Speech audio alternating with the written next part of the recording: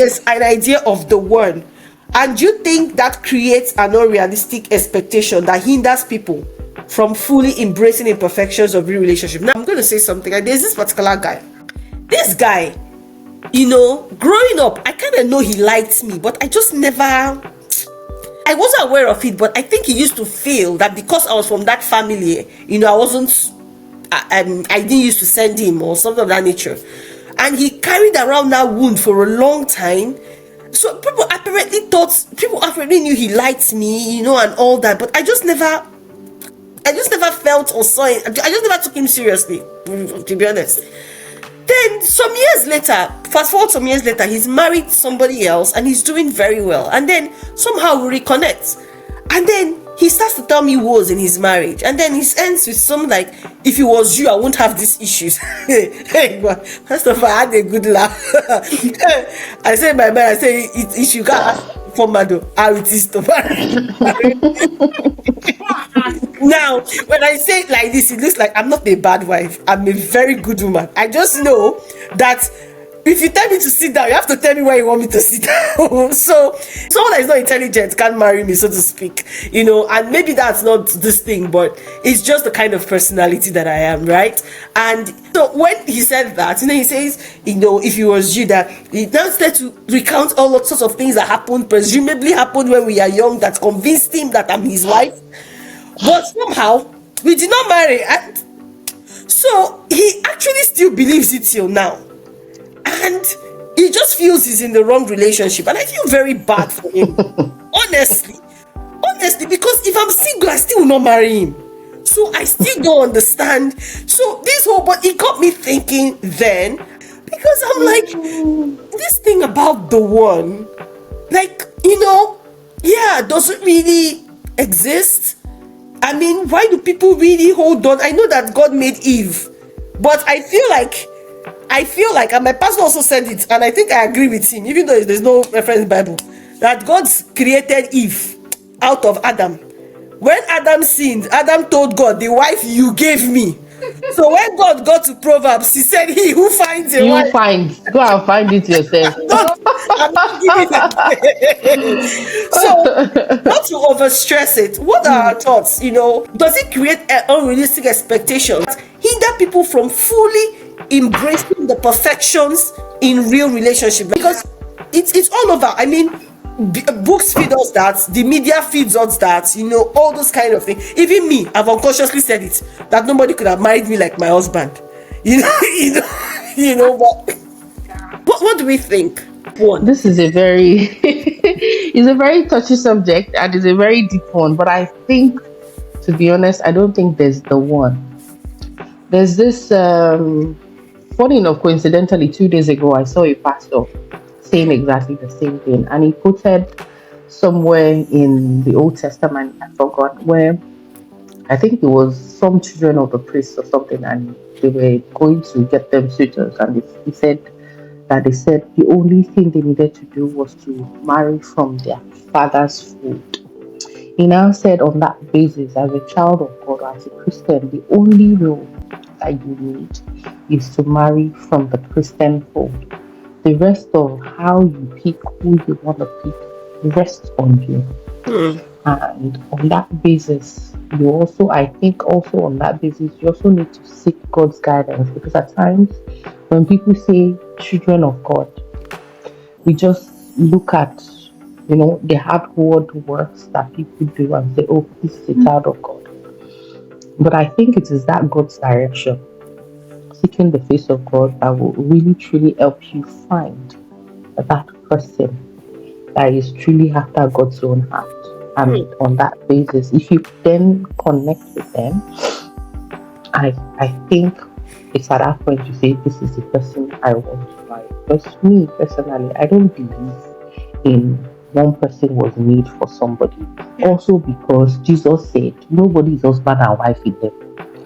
So if you're not if you're not going to end up in heaven being partners, why would? Maybe it's a warped logic actually, because I think marriage is also, when I think about it, marriage is also a very important institution for God's work, procreation, and all of that. So at times, To be honest, this is one issue that confuses me, but I still stand by the fact that there's no one person that is made for anybody.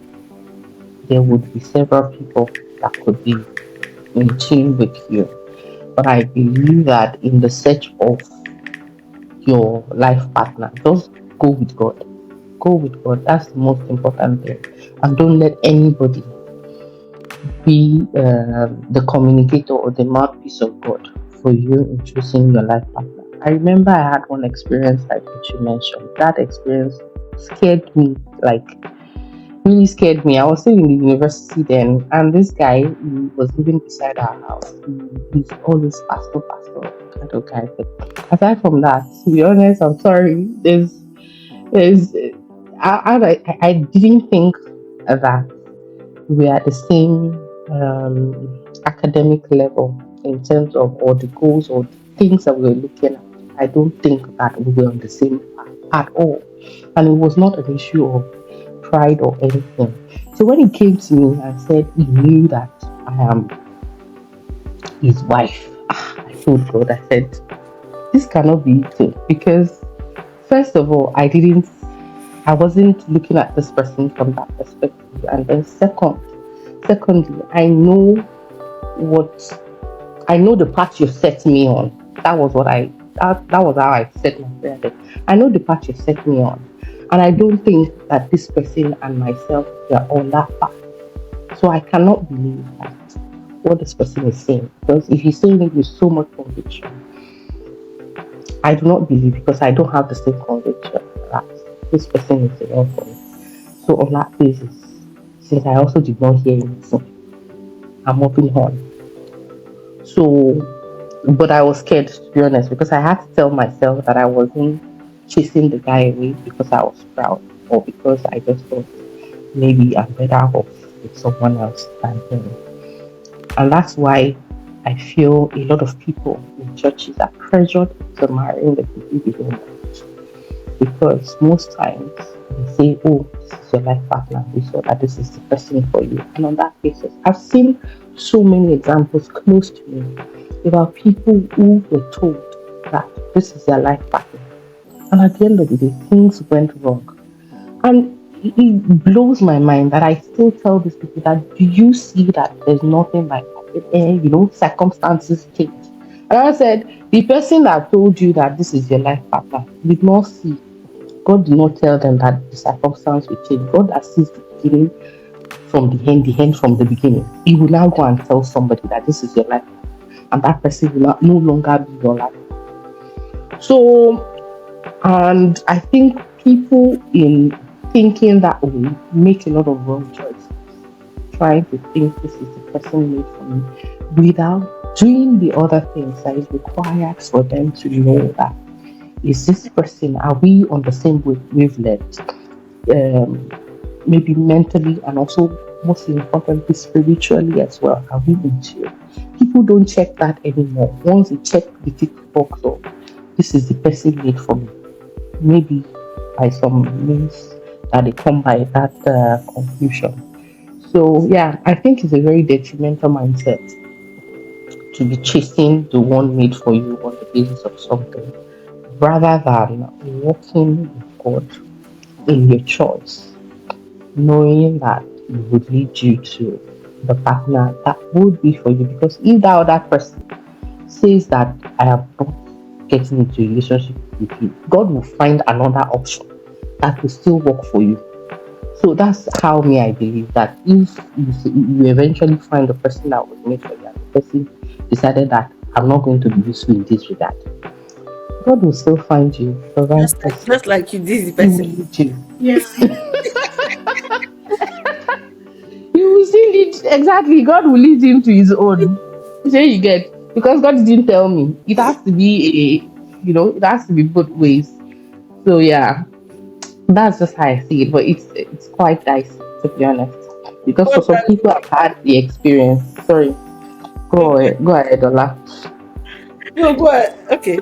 No, I wanted to say some people have had the experience of this is the person made for me, and maybe lucky enough it lasted. She get, but in Well, my experience, or the ones I've seen, he did it. I Sorry, think. go ahead. Oh, well, go ahead. Sorry. So I agree largely with everything you said, Wura. And we, of course, our standard as Christians is the Bible. And do we have biblical examples of all the marriages that happen? Do we have biblical examples of God mandating someone to marry one particular person? And if it's not that person, it's not the case. I haven't come across that. And I just feel also that sometimes, even if God, like you personally go to God and say, God, I'm interested in this person and I want to marry the person, you ask God for guidance, right? And there are cases where like legit children of God, really firebrand children of God, get into marriages with other children of God and it doesn't work. And I think that just goes to say that it's not necessarily a case of marrying the one or not marrying the one, but more about the work that you put in to sustain the marriage, like Wura said. Yeah. I think that's more what is the determinant of how far the marriage goes and how impactful the marriage is in the long run.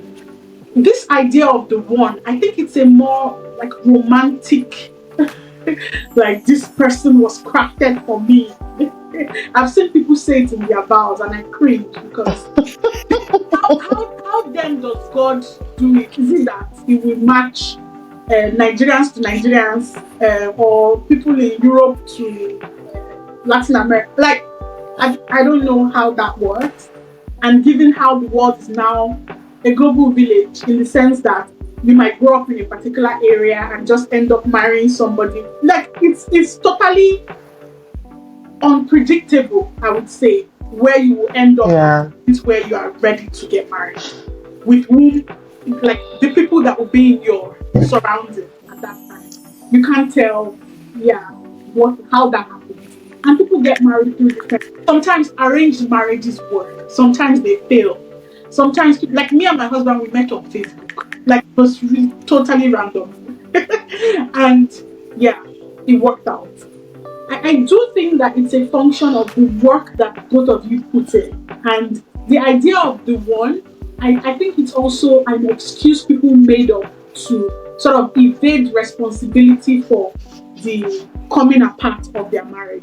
They warned me that I was not the one. Pastor told me but it's like several other issues that you have to put in the work. There's no two ways about it. You have to put in the work. Like marriage is constantly checking, constantly communicating, constantly dealing with life boss, constantly. And Yeah. you can't sit that responsibility to God because God gave us the power of choice. God gave us a lot of human possibilities that put those things solely in our hands, right? Not solely, but like majorly. We're the ones steering with God's help, of course. But we really are the ones in the driver's seat of our relationships and our marriage.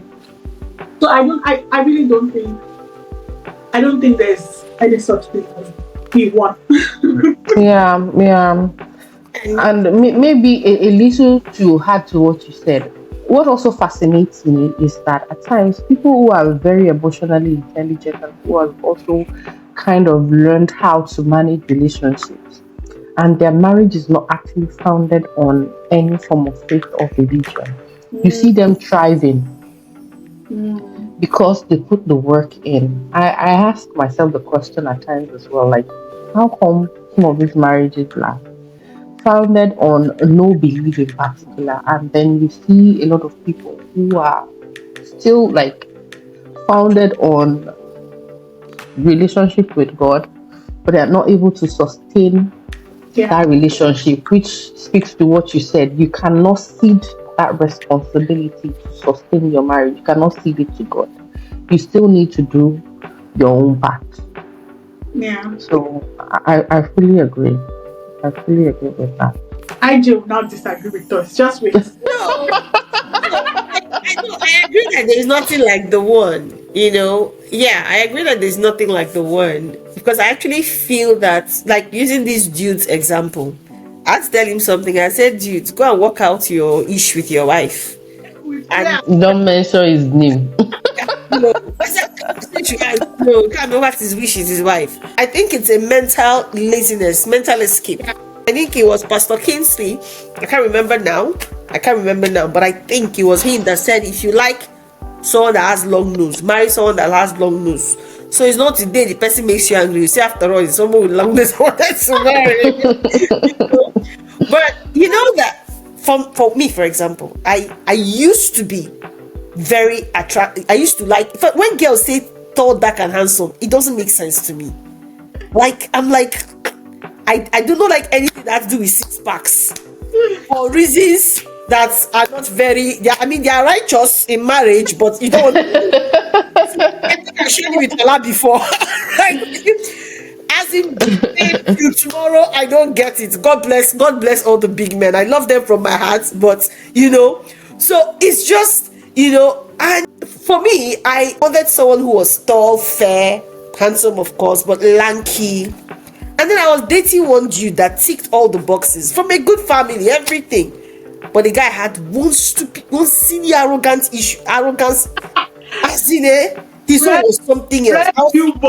I was still making an excuse for him till one day he came to visit me. He bought Mr. Biggs or something. No, Mr. As in, like, now out.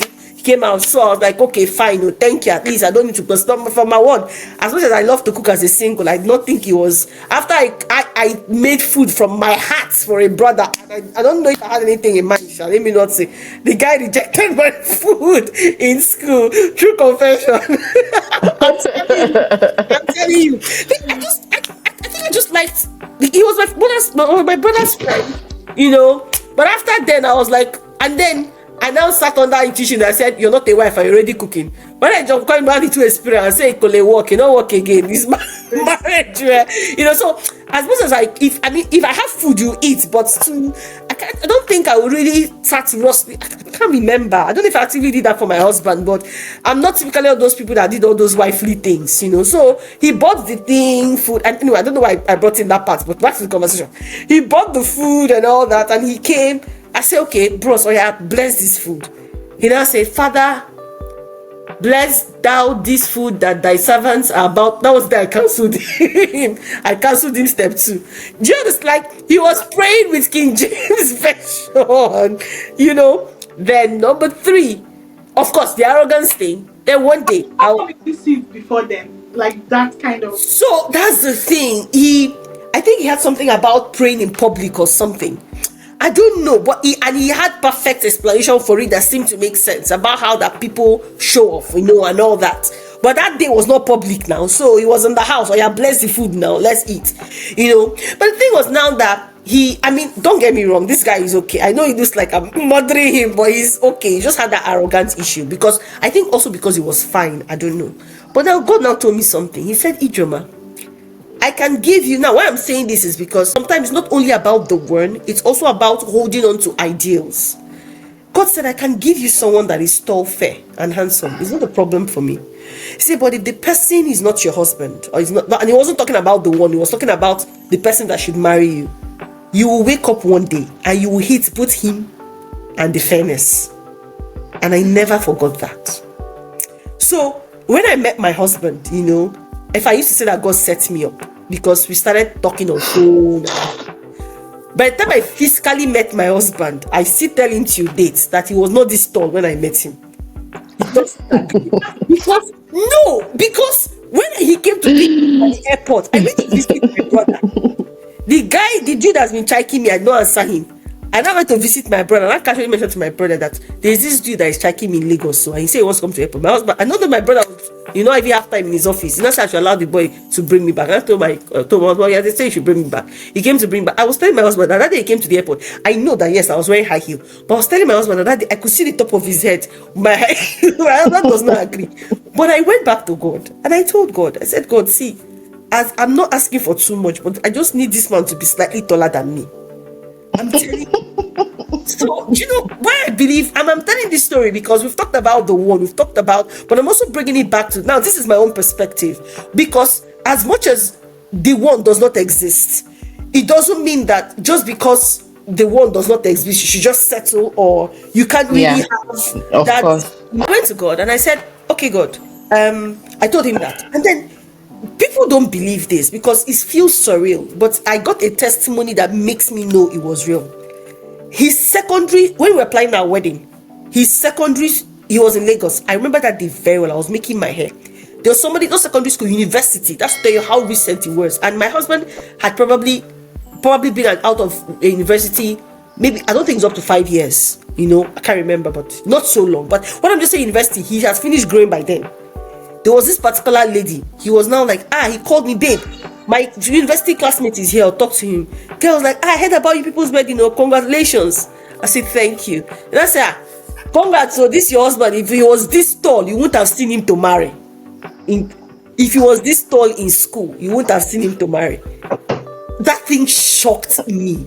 Till date, people probably don't believe that, and I see the looks on your faces, but I know God did a miracle. Do you understand? So what I'm just trying to say is, it's number one, that concept of the one can give people mental laziness, because when they just feel, okay, it's not that person that gave me butterflies in my tummy or those one, that thing, it means that this is not going to work. No. And then for me, secondly, there's not the one, but you can have an idea of the things that you want, Exactly. Pray them into whoever is coming. Like, there's a lady, this story they told about Paul Yongicho. Okay, now I can't remember if it's Paul Yongicho, but one of the preachers that came, he went to a particular place, and there's this lady, probably her late 30s or 40s, I don't know, not married. So asked the girl, what do you want? Who do you can, very devout lady, who do you want to marry? Then he said she doesn't know. Paul said, the guy said, the pastor said, no, that's not how they do it. Say, write down what you want. So she wrote down 10 things that she wanted from the guy. And he said, every day, thank God for this person. And that's what exactly, it came back a year later, and he heard the girl has married. What happened? During the summer of that year, he said, the guy said he wanted a teacher that is tall, and anyway, some teachers came on a camp something. And even though a lot of girls were falling over themselves for the guy, it was that particular lady he wanted to marry, and she ticked everything. So that's it basically. So I don't disagree with you people. I believe that there is nothing like the word. However, it is long nose that you like. Try and make it long nose. Exactly. And that's why you people will not crucify me for that other guy that I mentioned. It was not what I wanted. Is it everything on your list that showed up? So my list was a tall, fair, handsome guy. But that is obviously not fair. But the funny thing is, my husband is actually, okay, maybe I'm telling someone to console myself. It's not fair on his case to tell him that he suffer. Believe you, we cannot verify. I tell him that he suffered that made his skin black. Let me not wake my people up. It got to a point that, because when God told me that, and that guy did something that was really arrogant, as it was terrible, I looked at my future, and then another thing that threw me off, I forgot. I have big dreams, and when you enter my house, then usually people don't enter my home, especially men. I was very careful about that, but we had a relationship, so he got to my home, and then you see there's this big I went to, this cardboard sheet they sell in Nigeria that comes in blue, pink. I had it, I think 1 or 2. I drew the 3 of all my dreams, where I'm starting from. The first day the guy saw it, he did like this. He said, what is coming to him is that I will start some, my children will continue the rest. As in, What's that? As in, he was newborn. That person. So I just, it's not a red flag, it's a red bond. when I saw all those things, There was somebody I was dating, and the person asked me one question one time. Yeah, so what's this new project? And no, I can't seem to keep up with all the hey, I just we have not even put water on the fire. We already started like that. Nah. And I think that was it for me. When God told me that, and then I saw all those things, and I met my husband, and the only sensible reason I first followed my husband before I started seeing other things that ticked the list was, he told me, he said, I don't like women with small dreams. I'll never forget that. That was just it for me. I was like, okay, let's see where this goes. I'm telling you. Other things I wrote on here, of course, it's not fine. it's not fair. I told God that Yeah, okay, tall. He God added a little bit of height, so at least if I wear heel, at least same height, my husband is fine as far as I'm concerned, but I'm just from Oh. a family where they would really love me and accept me, and that's it. I'm like the last born in their family because my husband is the last born, so I'm now the last born in the family, so to speak. Though I'm dodging the position because I'm the first born in my own family, so I'm the one that used to send people. Now, when they send him as the last one, he wants to pass it to me. I'm like, gonna walk. It's me. But yeah. So other things, yeah. Most of the physical things, yes, it takes the family. I didn't. My list wasn't very long. I wanted someone too that had a good grasp of the word of God. I told God that I wanted someone that works hard, that it didn't have to be a rich person. Because, like I said, I come from a political wealthy family, and one of the things that I did not like growing up was people were close to me or trying to get close to me because of my mom. In fact, I remember one guy that was trying to actively date me. I did not like him, but I was still, we still talk. And then one day in the village, he wants to introduce me. He was like, "Do you know her?" And then the person was like, "No." Like, "You don't know Jemima Carlo?" And my mother, I'm like, "So I don't have identity again. You're introducing me through my mother." You understand? So because of that, I actively avoided the wealthy guys from my village that essentially wanted to get married to me, because it was like, "Oh, go to their family. Their family, you know how they do this thing. I don't know. Their family is a good family. They have a daughter there that is ready for marriage." I ran away from all of them. I kind of felt I was going to be a property, in their Oh. mind. I wanted someone I could build with, but I just told God, I know how to pray. Just give me a hardworking man. I'm not married a hardworking man. 2 years into the marriage, I'm like, "God, please, can you tell this man to slow down?" Like, his drive is so much. In fact, I should have known, because when he was just me during single, when we were dating, he'd be like, he'll be reading book, and his mother will be like, "Sam Ozola, it's okay, it's okay," But yeah, so I just said all this to answer a question that, yeah, most the things I can remember, I can't say if everything was ticked. But right now, the things I can remember, yes, they were things are You very. know, They were other. from Why? my personal experience, all of mine were not ticked. They It were might like, not always be, but the most important things. yeah, I'm getting somewhere with that, because like two or three were not ticked. But this December we're going to be 5 years, and I was doing some reflection and thinking back, and I was like, wow, some of those things that I did not see then, I see them in excess now.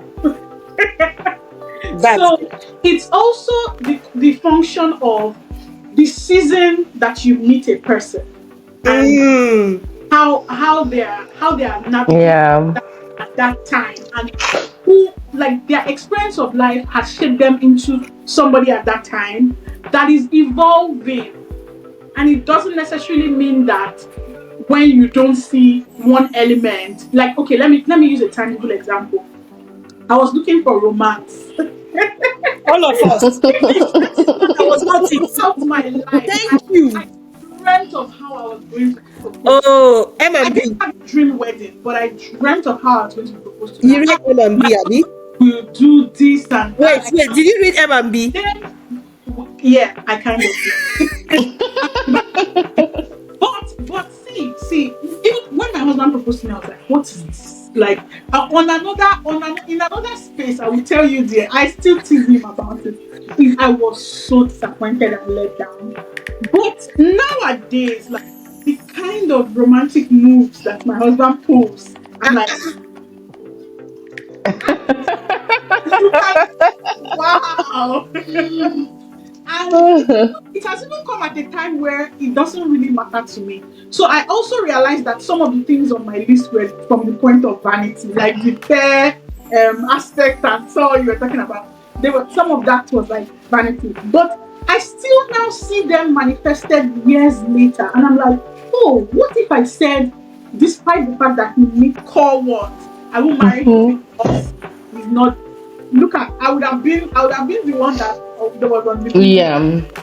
But yeah, that's also one important thing, that we're all still evolving, even within the context of marriage, and we need to Yeah. space for that. You will not, how you meet someone in 3 years of, except you are terrible for the person, like you are terrible and you have no business in that person's life. the person would grow and evolve into a better version of themselves. So also giving grace and allowing Yeah. as well. Yeah.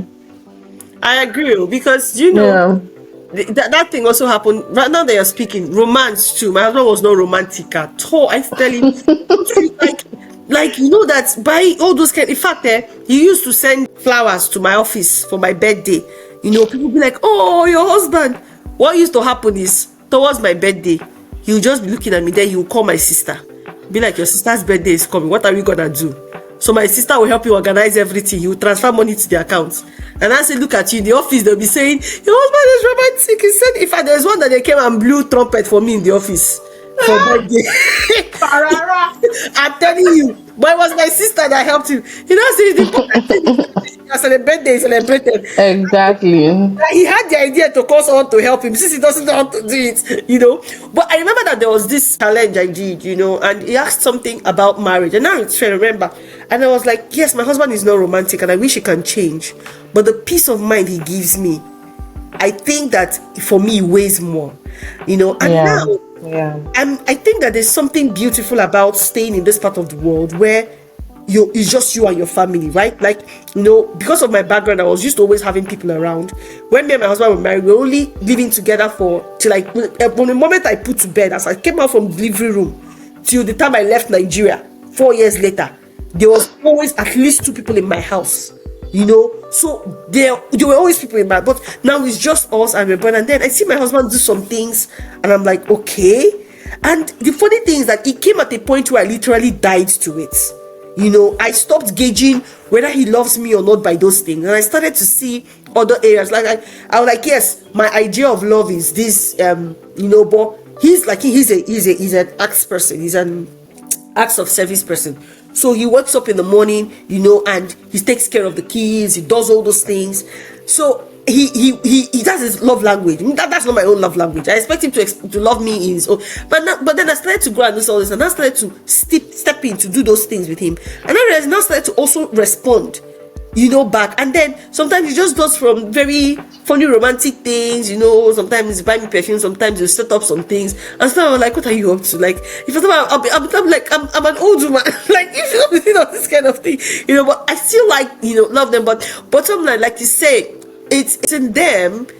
Sometimes God just puts it, and over time it evolves and it comes out.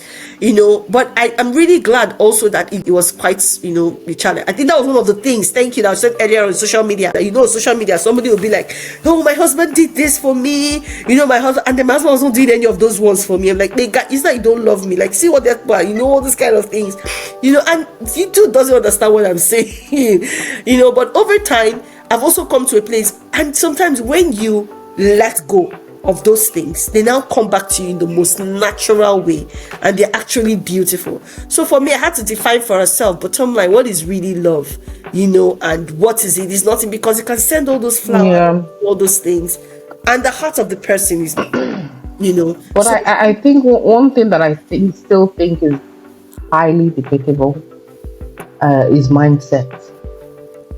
While people can learn certain things and evolve in certain ways, I think there are certain people that you do not have the same mindset with, and I don't think it's something people grow out of. Yeah. So on that basis, if you already see that you're not on the same wavelength, I don't think that's something the person would eventually grow out of or Of evolve course, out of, to be fundamental, honest. it like a depends. fundamental difference in how you approach life. Exactly, exactly. It Like, depends, oh. So if you see that before marriage, it's best not to enter. But Yeah. after marriage, never say never, because the Bible says that even an unbelieving husband can be won over by the conversation. Yes, yes. But I know it can be a tough call, and it can But be. can I say something quickly on this one about believing partner helping the other one out? I remember when we were younger, and I think Catholic Church really kind of is very open most times to marrying outside the Christian fold. Mhm. So my mom is a Catholic, and there was one time they organized a marriage counseling program, and they told my mom to come and give a talk about how people can actually function and thrive even in a marriage where there are two different religions. And my elder sister said, "Don't go there and go and lead them astray." Oh.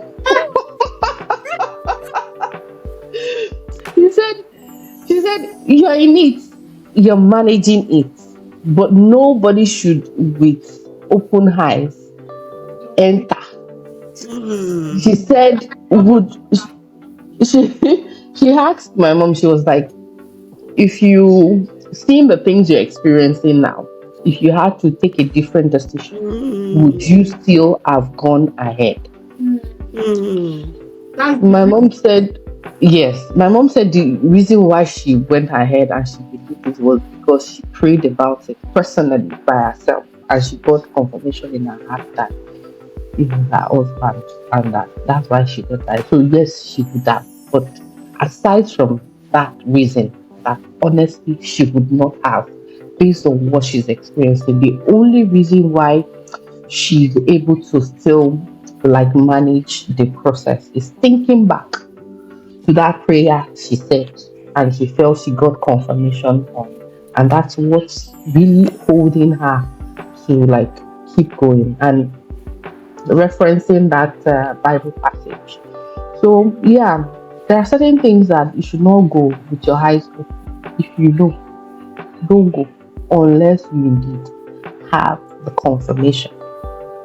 If you know that this is something you cannot live with, and you have the idea that it can be mended, Yeah. But what there's if no any problem. person has already entered in? Yeah. Yeah, that's why I said if you've entered, then deal with it. Deal Yeah. with it. Because But if you are yes, singles, to be honest, it's extra work you would rather not do. I saw my parents go through different challenges in marriage, including like loss of two children, my siblings having sickle cell anemia, and just how they approached the situation from their religious lens. Yeah, you rather not when we are going through bad stuff in life, you want to have like very similar principles. Like in principle, this is what we believe about this particular situation. yeah, When you have those core differences, it creates other issues that you then need to work through. Like you can't, like my dad is Muslim, my mom is Christian. Even though the concept of faith, like having faith, is this like the Muslims believe in faith, Christians believe in faith, but the way we approach it and the principles behind it are different. There's no getting around that. And you have to, if you're then inside, you have to do the work of navigating such difficult situations, being on your own in your own understanding of faith. It's I not, didn't experience it personally, and I'm not my mom. I don't speak for her. But from what I saw, I would say, yeah, you would rather not. yeah. I think with that we have come to a first end of this section. Oh my god, marriage and relationships and love, and yeah. Okay. All right. Thank you so much, Ola. Thank you so much, Wura, for being with us here. And guys, watch out for the next episode. Thank you. Thank you. bye.